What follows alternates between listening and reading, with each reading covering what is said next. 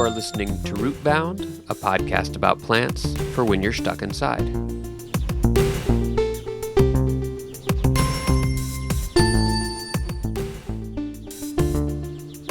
This episode of Rootbound is sponsored by Apple. Does that mean we're getting sponsored by Apple? I think I'm going to need actual money now. What's that? Oh, I missed the S. Apples. This episode is brought to you by apples, the fruit you give to teachers.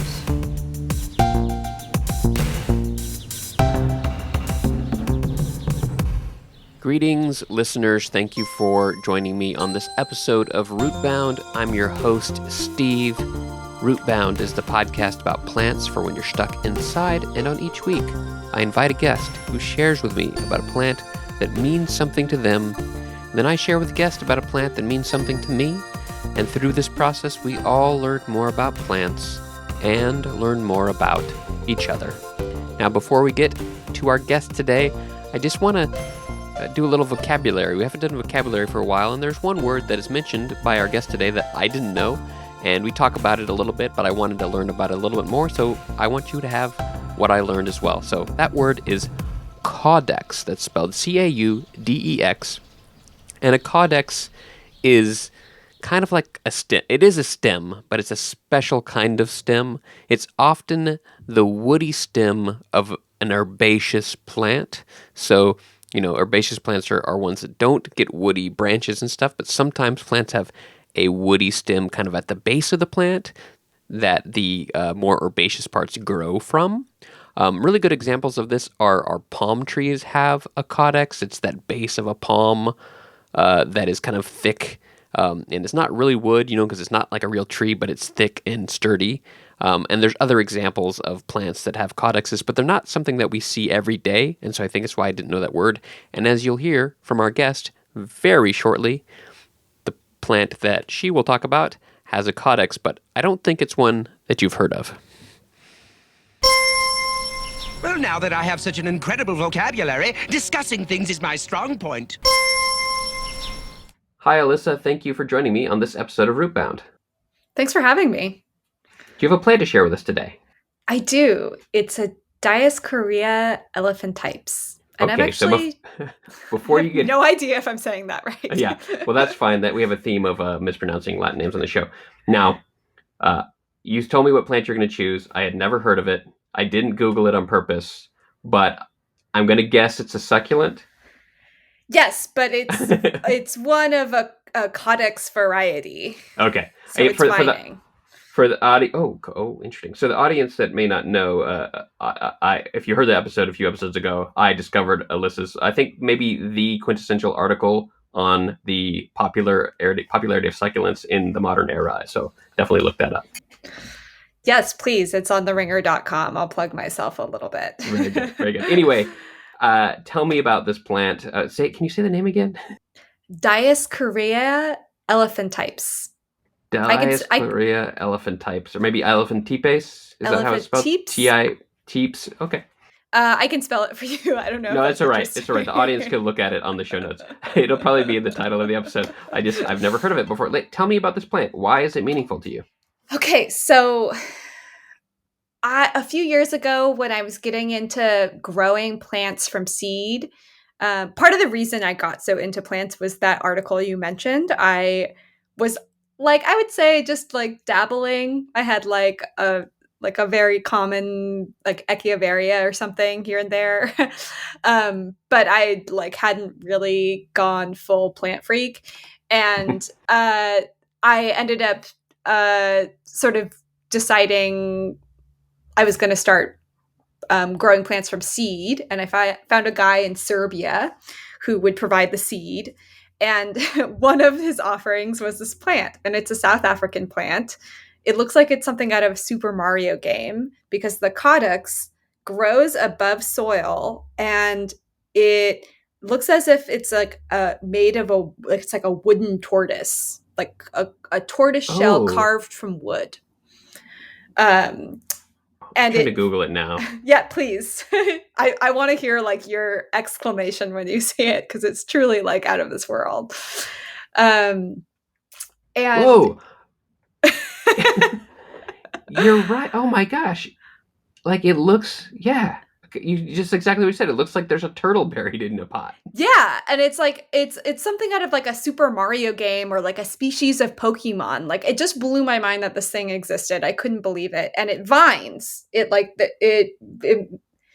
seasonally decides to vine and just grows wherever.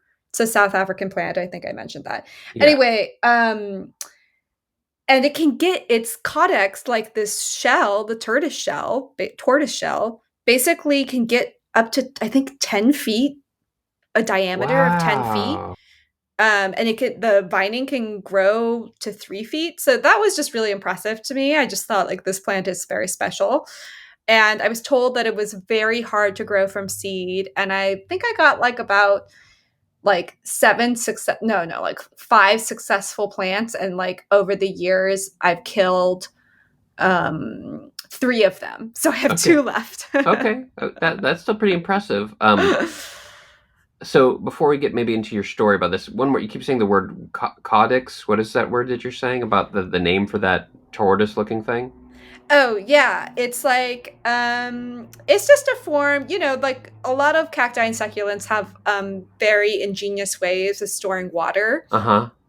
or just like, not getting dehydrated, whether it's like hair for sunscreen or like a waxy film on the top. And in this case, that's just how it stores a lot of its water. Yeah.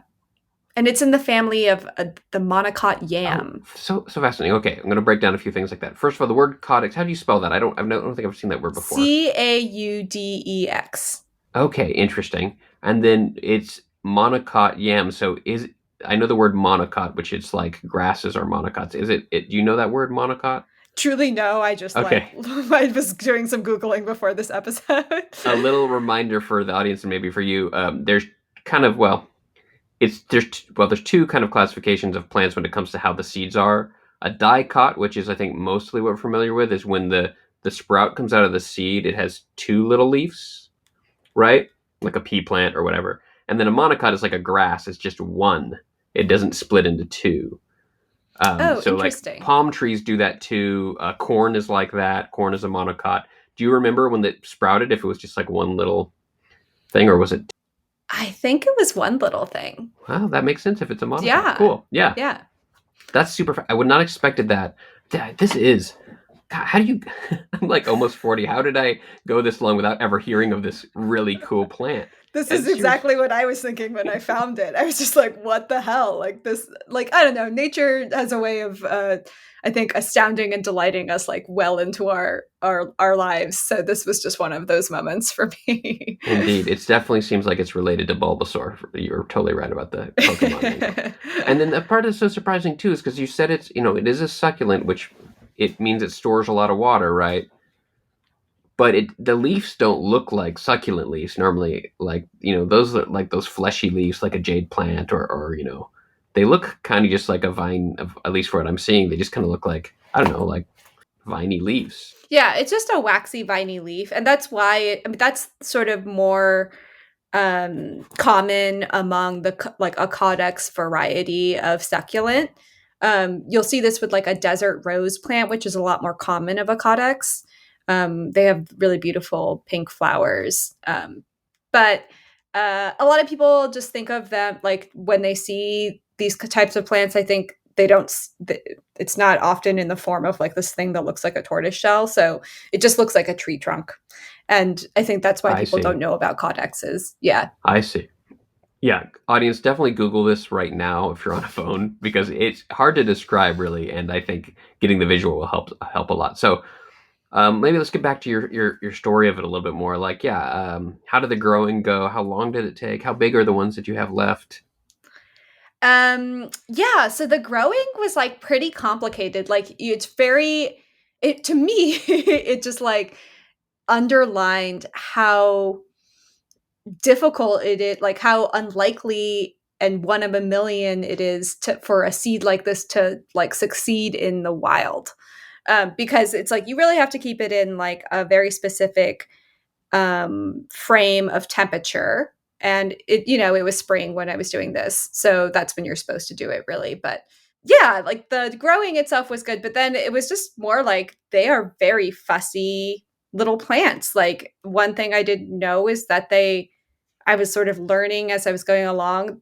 And I remember reading this online and being like, that's weird because usually plant instructions are so straightforward. But someone said something like, this plant hibernates more than once a year and you just got to see like what it's doing and like water it accordingly. And I was just like, this is insane. And like apparently like there's not much explanation for why they do this, like why they go into like a latent period. Even two plants in the same pot can go dormant at many different times. Oh, wow. So Um, sleepy. I know. It is. It's pretty adorable. So Yeah, yeah. I think I just messed a couple up because of that. And, you know, I'm based in LA, so we get really hot summers. And I think my instinct was to water them during that time to like keep them alive. But they only grow in the winter. They're winter growers and sometimes in the spring. And so I think there were times when they were in their latent period and I was watering them and they didn't like that. Or I was on vacation and didn't like couldn't save them from a heat wave in LA. But the ones that I have still are doing great. And I would say the Codex is about, I want to say like 4 or 5 inches. Oh, wow. Yeah. And that like one is like vining everywhere. They're really adorable heart-shaped leaves. And the other one's doing pretty good too. I'm like very proud of them, but they're still young, so they don't have the actual sort of like pronounced like square um sort of like tortoise like texture on their I see. codexes. And I can't wait for that to happen. That's gonna be cool. So they start to like split more. So it's just kind of more of a smooth half dome Yeah, now. exactly. I It's see. round and it's like you're slow like as it gets bigger, you're slowly bringing it above ground. Like it needs to be sort of like hidden from the sun at first. Oh, Again, they're so wow. finicky. They're really the cats of the plant world. There's a cat in the background that looks just like a little Codex, actually, to my Yeah, view. that's Yeah. her nickname actually. Oh. um, very, very amazing. I would love, it probably seems incredibly difficult because I guess they grow very slowly, but I would love to see like a long-term time lapse of one of these things like coming out of the soil. That would be Oh my amazing. gosh. Someone told David Yeah, Attenborough. totally. Like that could be his like Get- final life's work. yeah, yeah. I mean, like years and years. Wow, that is so cool. So let's get back a little bit more. Tell me about how you chose this plant. You have a Serbian plant dealer who. Well, I wouldn't say he's a dealer. I found him on Okay. Etsy, but Yeah, he knows his stuff and yeah, he gives great instructions and he specializes in like cool succulents and cacti. I see. And And so, like did he just have this on a list, and you saw it, and you're like, I have to grow that, or how did you know about it beforehand? yeah, I mean it's very hard to tell you what was going on in my mind at that period in time because I, you know, like many people I was kind of spiraling in my own special way. But I would say like yeah, it probably was either on his list or I'm based here in LA and one of my favorite stores here is the Cactus Store. It's run by this collective of artists really and they sell cool rare cacti and succulents on their Oh, wow, website. cool. um yeah, and I think they may have had that one on there too. I think that's when I learned it was like in the family of a yam. And so yeah, like I got those seeds and I was just like I'm gonna go for it. So it was like one of many, but I think it was just like the one that I was most taken with. Yeah, yeah, that's so cool. I though I have a podcast about plants, I've done very little like particularly indoor plants and very like the stuff I do from seed is like your normal garden stuff. I do a lot of outdoor gardening, but I've never really like taken the dive into like trying to grow indoor plants from seed, particularly in these slow growing ones like succulents. Seems like kind of a fun challenge. It really is like okay, we're in it for life now. Because it just takes so long. Like again, it made me really appreciate when you see like a large cacti in the wild. Like that's years and years and Yeah, years of growth. And that's like years and years and years of surviving like all the elements and like all the things that could go wrong. So it if any like it's not something I do now that I'm like back in the world and I have a busy job and all that, but um it's a thing that really helped me appreciate plants as less as consumable entities and more as like things that we should like that need a whole ecosystem to support them, and like that we can't just expect that they're going to grow on their own. I think that's very well said. Did we miss any fun facts or dazzling details about the Dioscorea elephantipes? Okay, I have just one more weird one. Okay, oh, great. I love these. So a long time ago, it was like nearly eradicated in the wild because it was a source of like a certain kind of like steroid or something like that that's used to synthesize cortisone and birth control pills. Whoa. Yeah. But it was really hard to remove the plants from their habitat because they're just like kind of low to the ground and stuff. And so eventually people found like a cheaper, more viable source for those things. And they stopped collecting them in the wild. Bulbasaur. This village is well protected with Bulbasaur here. Well, thank you for sharing about Dioscorea. Gotta look at it before I say it. Thank you for sharing about Dioscorea elephantipes with me. Do you mind if I share about a plant with you? Please, I would love to hear. Okay, so I'm trying to stay on a succulent theme here, but the problem is I don't have a lot of experience with succulents. So this is a little bit more of a plant that is more aspirational, I guess you say. I have a little experience with this plant, and I think most people do, even though they don't know it. And it comes. I first heard about this plant when I first started just thinking about the idea of like, well, what plants can you just eat that are out there, right? And this was years before I even tried it. This was years and years ago. I was just like, found an article about edible weeds and like, oh, that sounds cool. And the first thing you always hear about is dandelion, which I talked about in episode 2 of the podcast. Super edible. I love it. I eat it all the time. But inevitably, the one that always comes up on all those lists as well is one that's called Purslane. Have you heard of Purslane? No. What's that? Purslane. And this is a very common weed. I don't know if I used to live in California too. I don't know if I've ever seen it in California, but it's definitely all over here in Virginia. I've seen it all over the place. It's one of those weeds that is really spread around the globe. But what I think is interesting about it is it's a succulent weed. So the leaves look like they're not quite as like plushy as some of the ones you see on maybe Instagram, but they do have those kind of thick, waxy, leaves. And it is a succulent, but it lives in basically all environments, which I think is super fascinating. And it is edible, and has been eaten, I think, in like North Africa and Europe, and actually all over the world. I think it has a long history of being eaten. When it got introduced to this continent is unclear, or maybe there's a similar plant that was even here, before colonization is a little bit unclear. But it's got a really long history of being eaten, and it's one of those things that most people just have never heard of it, even though it's this very common edible weed called purslane. Have you eaten it? I've only sampled it a couple times because every time I find it, it's like on the edge of a road. And I feel like I don't really want to eat it because it's like, I don't know, covered in car soot or something. So yeah, it's like a weed. So it's just like in the dirty places. yeah. And so I have tons of dandelion in my yard. So now I gather dandelion every year, and that's really fun. But my goal will be, I think, after this conversation, the next time, in the spring, to try to go find some that's not in a dirty place to really try it. Because it's supposed to be pretty tasty. It's supposed to be a little sour. Oh, cool. You can have it fresh, but you can also cook it as a pot herb. And it's supposed to be getting into maybe some of the fun facts and dazzling details. It's supposed to be quite healthy. It's really full of lots of vitamins and minerals, including it's a very good source of omega-3 fatty acids, which is pretty fascinating. Wow. Yeah. Always looking for more of those in my life. Yeah. In fact, I found an article on from NIH that is it's called Common Purslane, a source of omega-3 fatty acids. By actually, I don't have the name of the author, but I'll put it in the show notes. So that's super fascinating. Its water content is up to over 90%. The leaves are over 90% water. So that's what the succulents do. Just keep that water, which is really cool.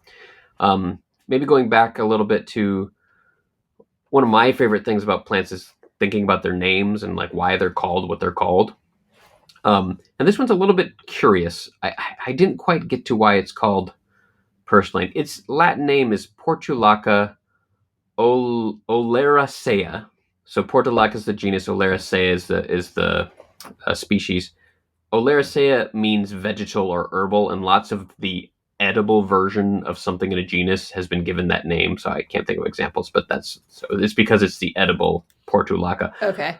The Portulaca, which I think somehow morphed into purslane in English, I think they're related. I found a quote on a really great site. I don't know how I've never heard of this site before. It's the Weed Society of America, WSSA.net, which is not what you might think it is. It's literally about weeds. And, count on plant people to just have a society for every version of a plant. Absolutely. Absolutely. And there's a quote they have in this article about purslane, which is a really nice one. I'll link in the show notes too, that says, quote, the Roman scholar Pliny the Elder used Portulaca to designate common purslane, and eventually Linnaeus used it as the name of the genus. But I think I missed one part. Basically, he called it Portulaca apparently because of the purgative quality of some plants in the genus. And I think I saw Portulaca in Latin means little door, so maybe it's like a plant that makes you open your mouth. I guess that's just makes an assumption. You open your little door, and things come out. I guess that is totally an assumption. I don't know if that's true, and how it became purslane I could not really find. There's some saying it's related to porcelain, but I don't get that either. So unclear on the name. But yes, it's been around for a long time and been called this for a very long time. Fascinating. Yeah, super cool. Another really interesting fact is that, and this is why I think it's such a successful weed, is for a number of reasons. One, I'll get to the end, which I think is the most fascinating fact. But this says the seed survival can be up to 19 years in dry storage or 40 years if buried in soil. Okay. So those seeds can stick around a long time. Man, that's fascinating. That definitely probably contributes to its longevity. Indeed. And so if like the seeds get somewhere, they're gonna eventually, germinate, and you'll have more plants there. So that's why I think it's such a common weed. And then before I get to my last dazzling detail, which I think is the most dazzling detail, there's one other thing. Is there's a really awesome website I've said a few times on the show before, but I definitely check it out. It's called eattheweeds.com, and it's run by this guy named Green Dean, and he has also a series of videos, and he's this just awesome kind of quirky guy who's just really into eating weeds, and I've been very inspired by him. A lot of my earlier episodes are about eating weeds. I'm kind of running out of the weeds that I've eaten, so I'm getting to the weeds that I haven't eaten yet now for the podcast. But on his article about purslane, he has a quote that is from Thoreau that he wrote while at Walden Pond, and this is the Thoreau quote about purslane. It says, I learned from my 2 years' experience that it would cost incredibly little trouble to obtain one's necessary food, even in this latitude, that a man may use a simple diet as the animals and yet retain health and strength. I have made a satisfactory dinner simply off a dish of purslane, which I gathered in my cornfield, boiled and salted. Yet men have come to such a pass that they frequently starve, not for want of necessaries, but for want of luxuries. Wow, deep. Yeah. Yes, indeed. So Purslane really just had some like legend making happening there. Indeed. So, and now we come to my final dazzling detail, and this is when I first was researching it. This fact popped up, which was really blew my mind, but it wouldn't have blown my mind at the beginning of when I started making this podcast, because I didn't really know what these two terms meant. But so I'm gonna explain it, and then I will give a refresher to you and to the listeners for these two vocabulary words. So purslane is a plant that can perform both C4 and CAM photosynthesis, which is amazing once I explain what that means. Yes, please do. Because I'm just sitting here blank-faced. So I did talk about both of these in the beginning. I forget which episodes. I talked about C4 and then I talked about CAM at the beginning of two different episodes some time back. But as a refresher, most plants, when they do normal photosynthesis, most plants are C3 photosynthesis, and I forget, it has to do with certain carbon numbers, but essentially most plants are C3, and C3 is a great way of converting carbon into stuff, right? Plants are really good at fixing carbon from the atmosphere. But C3 photosynthesis has a little bit of, you could argue, is a bit of a bug, in that sometimes it's able to capture a oxygen molecule instead of a CO2 molecule. I think it's, or maybe nitrogen, I forget. And then basically it runs through the process, but because it didn't grab a CO2, it can't actually do what it was supposed to do. So it's a wasted cycle, essentially, Oh, because of the geez. way that, and most plants have that, but fortunately there's plenty of carbon dioxide, and most of the time it's not a problem. And so most plants are C3, and it's not a problem. C4 photosynthesis has this, and it's pretty complicated. I think I have a link. I'll put a link in the show notes to this Khan Academy that explains it. But it's essentially this improvement where it has a second step that eliminates this inefficiency of accidentally processing the wrong molecule. And so C4 plants are more efficient at photosynthesis. They fix more carbon than C3 plants, and they're also better in harsher environments like deserts and stuff like that. And interestingly, corn is probably the most famous C4 plant, and that's why it's such an amazing producer of food, is because it actually is more efficient at photosynthesis than other plants. Now, CAM photosynthesis, and I would suspect that your plant might be a CAM photosynthesizer, but I can't be positive. Maybe not. CAM photosynthesis is very common in succulents and other desert plants. And this is a method to basically keep water. And how it works is, most plants during the day, they're trying to bring in CO2 through the little pores in their leaves, but water can also escape through those pores. So if you're in a place that's really hot and the sun is beating down on you all the time, if you're photosynthesizing, you're also probably losing water. So the CAM process basically has a process of being able to store the energy of photosynthesis during the day, and then capture the CO2 at night, and process it later, essentially, which is pretty cool. Right. Yeah, that's definitely, it's a common thing with any kind of desert succulent or cactus, I think. Yeah. Now, I had never heard of this before. I think there's other plants like this, but I never heard of a plant that can do both C4 and CAM, and basically Purslane chooses what it's doing. So in really strong times of drought, it will switch to becoming a CAM plant, but in other times it will be a C4 plant. So it's got the best of both photosynthesis upgrades. It's like a super plant. And there's an article written by Bill Hathaway, but it's on Yale News, and it's about a professor, Erica Edwards at Yale, who's studying this, and basically was saying that Purslane may be this super plant that holds the key to drought-resistant crops, because it is so drought-resistant. It has these two. So yeah, just this little common weed has this like superpower. It's really amazing. Yeah, it must really explain its resilience, because it's just like, I'll do whatever. I can shapeshift. Yeah, and like a lot of those succulents, are really good in the desert, but they won't actually grow very well in a place like where I live that has a real winter, right? Oh no, you have to make sure they're not like under the rain. Essentially. But Purslane does fine here and in the desert, and I think it's because it can do that C4 photosynthesis, but also it can do the CAM photosynthesis. That's a hard word to say. So yeah, really an amazing plant. I can understand why it's like made its way into the literary canon. Indeed. I mean, Thoreau did not know about CAM or C4 photosynthesis, but he realized how delicious it was. Anyway, so my goal is to eat some Purslane within the next year or so. And if you see some out there, give it a try. I will. Thank you for the tip. Way back on episode 7 of Rootbound, I talked about the book Acetaria, A Discourse of Salads by John Evelyn Esquire.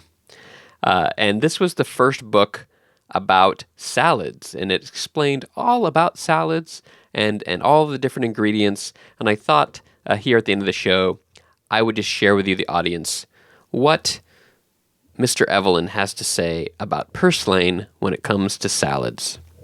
He says, Purslane, portulaca, especially the golden whilst tender.